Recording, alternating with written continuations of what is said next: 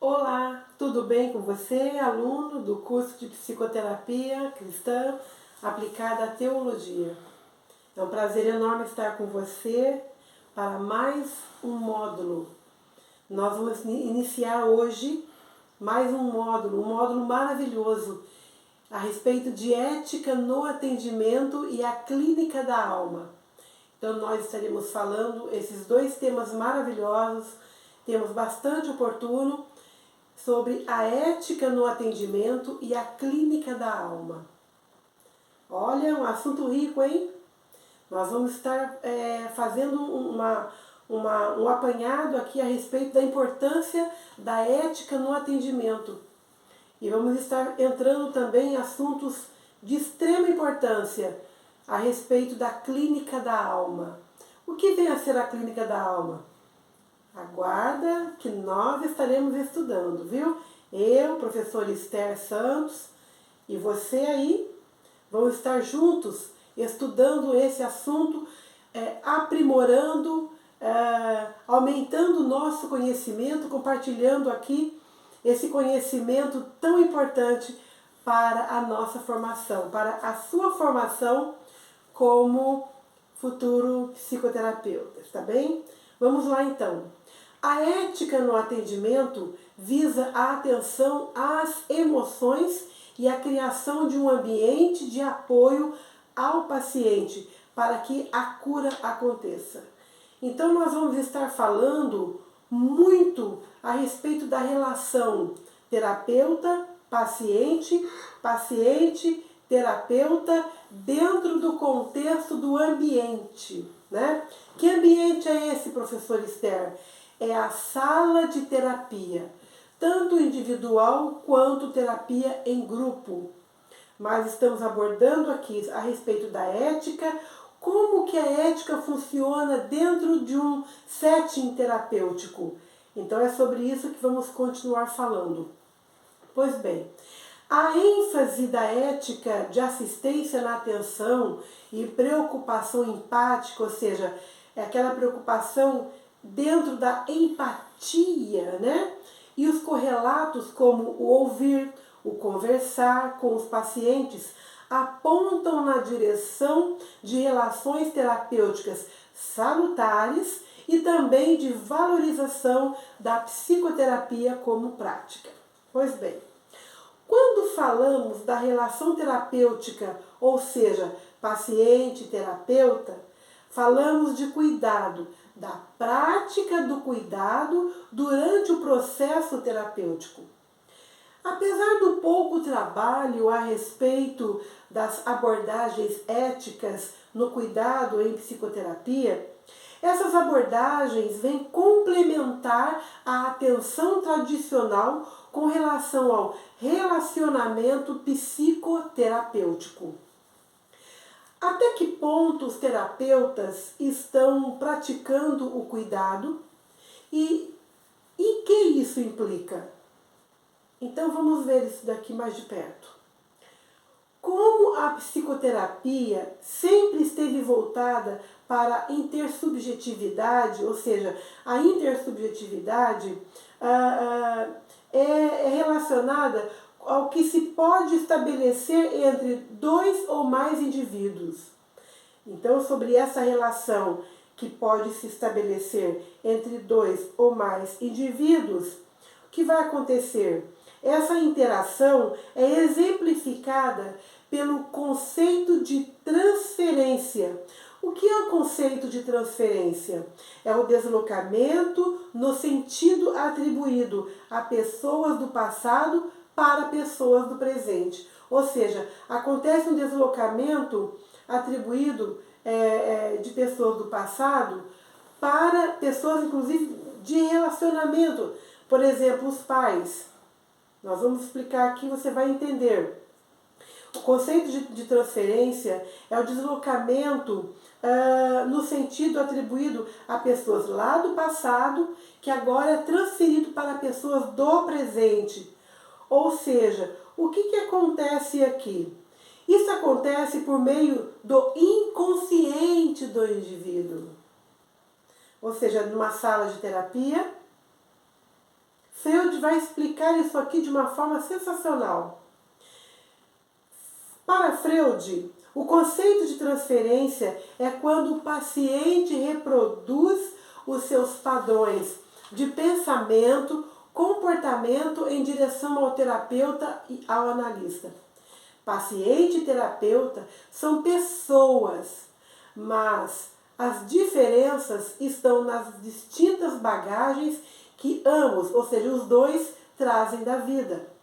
Por esta razão, é esperado que o paciente reproduza padrões de comportamento que costumava ter com seus pais ou seus cônjuges durante uma sessão de terapia, como se substituísse aquela pessoa pelo analista. Isto é conceito de transferência. Isto configura o que Freud chamou de transferência. Agora, o que vem a ser a contratransferência? A contratransferência se trata das emoções e das sensações que o terapeuta vive ao longo de uma sessão. Trata-se de uma reação interna resultante da relação do terapeuta com o seu paciente e de forma como ele impacta, né, como o terapeuta é impactado pelas histórias do paciente. Interessante isso aqui. Aqui acontece uma identificação pessoal, consciente ou não, sentida intimamente pelo próprio psicoterapeuta com o seu paciente. Essa relação de entrosamento, né, esse entrosamento entre um e outro, ou seja, entre o paciente e o psicoterapeuta, oferece tanto os recursos teóricos quanto os recursos práticos que são valiosos para abordagens éticas no cuidado durante o processo do atendimento. Agora, estamos falando aqui de ética, mas o que vem ser a ética? Qual o significado de ética?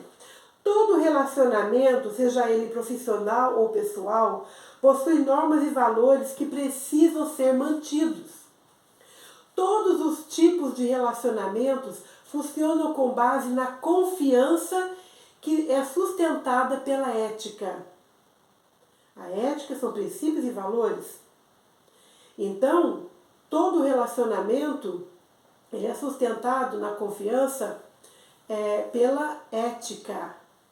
A violação da ética em qualquer relacionamento faz com que esse relacionamento possa ser que ele venha se romper pela falta da confiança, pela quebra da ética. A ética fornece um pano de fundo para a tomada de decisões. Toda organização possui um código de ética para transmitir diretrizes para os profissionais. Agora, a ética na psicologia é dividida em dois tópicos. Existem diretrizes éticas na pesquisa psicológica, tá? E na psicoterapia e na prática do aconselhamento. Nos dois tópicos, o código de ética ajuda o indivíduo sempre que ele estiver preso a uma situação difícil, conflitante, ela o ajuda a tomar decisões conscientes, apoiadas em diretrizes bem pesquisadas e ponderadas, ou seja, diretrizes que foram pesquisadas, estudadas e refletidas.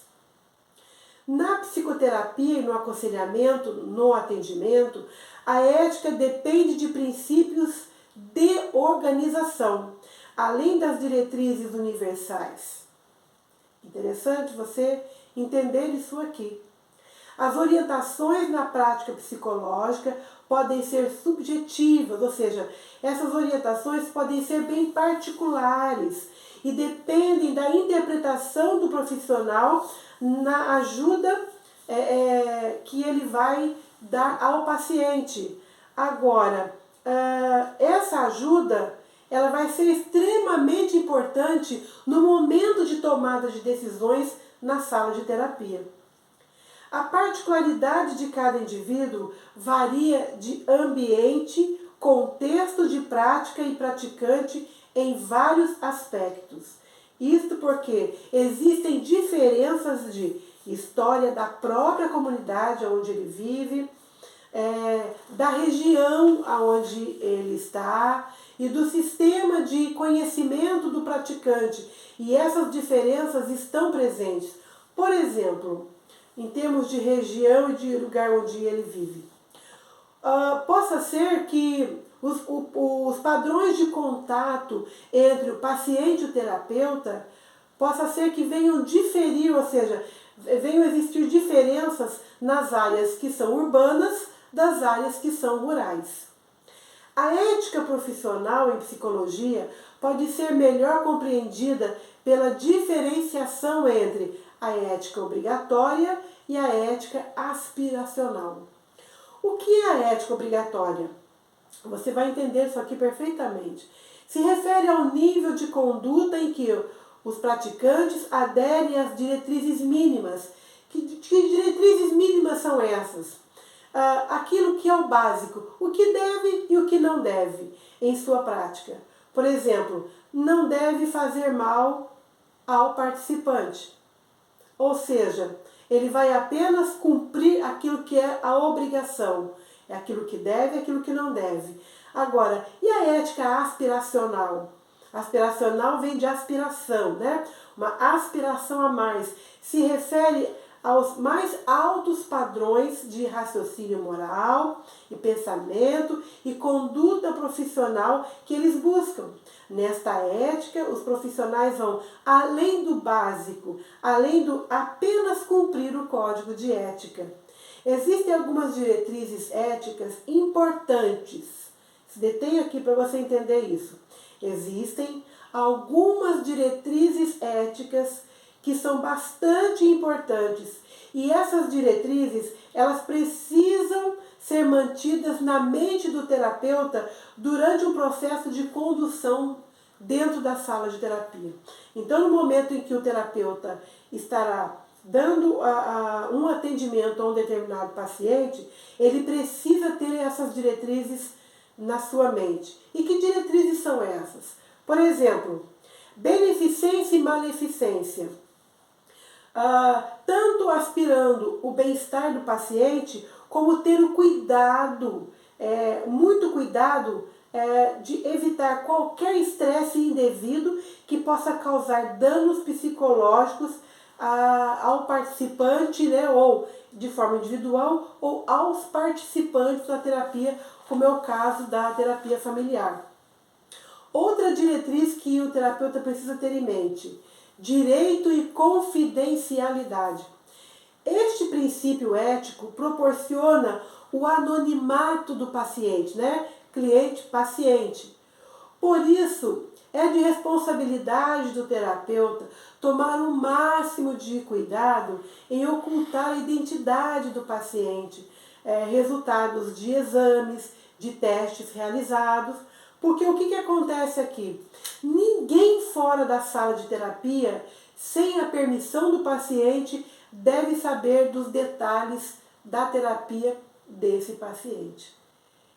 Então, a confidencialidade é muito importante, porque ela vai respaldar o direito que o paciente tem de ter sua identidade preservada. Pois bem, outra diretriz importante: o direito de desistir da terapia. O paciente deve ter o direito de desistir da terapia, ou do teste, ou o resultado que possa ser apresentado, por se sentir desconfortável ou por se sentir envergonhado com algum resultado de exame ou teste, por exemplo. Isso é muito comum acontecer em terapia de grupo. Daí a importância do terapeuta ter uma forma de condução, uma sabedoria, um jogo de cintura profissional, vamos colocar assim, para poder contornar alguma situação, para evitar que aquele paciente levante-se da terapia e vá embora. Por exemplo, isso acontece muito em terapia familiar. Aquele determinado membro da família, possa ser que ele venha se sentir envergonhado por alguma coisa ou confrontado, ele tem sim o direito de levantar e sair, e o terapeuta não pode impedir que isso aconteça, dizer para ele: não, você não pode sair daqui, você precisa estar sentado aqui Então, há essa necessidade dele ter esse direito de se levantar e de sair. Afinal de contas, a terapia é do paciente. Direito ao consentimento informado. O que vem ser isto?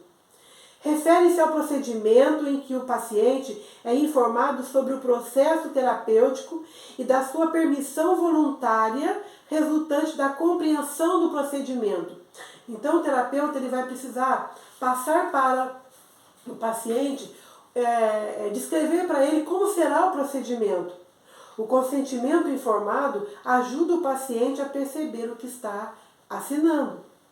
Ali no processo da anamnese, né, o terapeuta vai se informar dos dados do paciente, como é o paciente, e também o paciente precisa entender como será o processo terapêutico. Com relação ao comportamento na terapia, agora aqui é reservado para o terapeuta. Gostaria que você prestasse bastante atenção nessa parte também. Todos os psicoterapeutas devem se esforçar para se comportar com beneficência e não maleficência, conforme já falamos. Fidelidade, responsabilidade, integridade, justiça e respeito a todos. E dignidade das pessoas de acordo com os princípios gerais do Código de Conduta e Ética, que é a responsabilidade, a integridade, a justiça e o respeito ao paciente. Agora, ética, para que você entenda a ética que o terapeuta vai utilizar é uma palavra que vem do grego e, dentre suas definições, significa conduta. É o conjunto de regras e preceitos de ordens valorativas e moral de um indivíduo, grupo ou sociedade. A ética é um ramo da filosofia que lida com o que é moralmente certo, errado, bom ou mal. A ética, ela discute, ela trata ambos os lados, né? A ética serve para que haja um equilíbrio e bom funcionamento social, para que ninguém seja prejudicado. A ética nasce da compreensão de que se as ações de um indivíduo afetam diretamente o outro, essas ações podem afetar ou para o bem ou para o mal. O trabalho terapêutico do profissional exige que esse profissional tenha uma postura ética a princípio, né, ou a priori, buscando fazer sempre o máximo para o bem-estar do paciente, respeitar seus valores e suas escolhas pessoais. Não julgá-lo segundo os seus próprios códigos morais e religiosos. Ou seja, você não deve julgar o seu paciente segundo o seu código moral ou segundo a sua religião. Possa ser você, líder que esteja aqui estudando, possa ser que você receba ali na sua comunidade, na sua sala de terapia, um paciente que não seja cristão, da mesma linha cristã que você. Não é a religiosidade dele que será tratada naquele momento. É a necessidade emocional, são os conflitos emocionais, são as demandas emocionais desse paciente que vai ser tratado. O terapeuta precisa conhecer, você, futuro terapeuta, presta bem atenção nisso aqui. O terapeuta precisa conhecer bem seus princípios e conceitos e valores morais. Aqui estou me referindo a você. Suas preferências, sua tipologia psicológica. Como é o seu psicológico? Como que você é psicologicamente falando? Seu gosto estético, seus preconceitos. Razões estas pelas quais todo terapeuta deve passar durante sua formação por um processo de análise. Ouça aqui. Todo terapeuta deve passar por um processo de análise durante sua formação. Ou ele deve passar por uma psicoterapia. Por quê? Porque vai contribuir.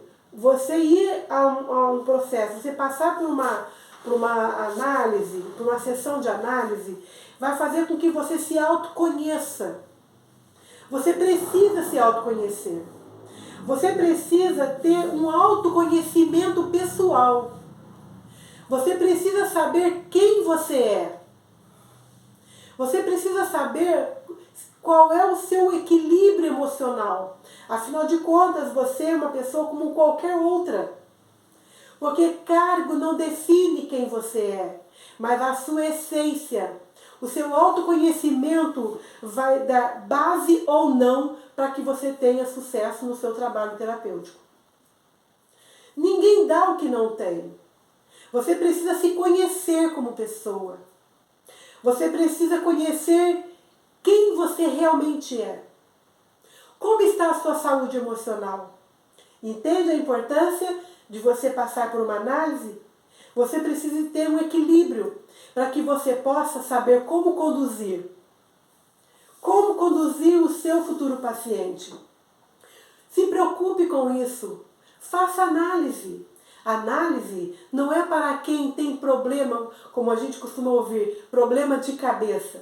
A análise é para que você possa ir norteando o seu caminho, mantendo o seu equilíbrio emocional. Afinal de contas, nós psicoterapeutas, nós lidamos com conflitos, temos famílias, temos conflitos também. Porém, é importante mantermos o equilíbrio, a equidade e mantermos a nossa saúde emocional. Fica a dica aqui para você. Eu fico por aqui e até a nossa próxima aula.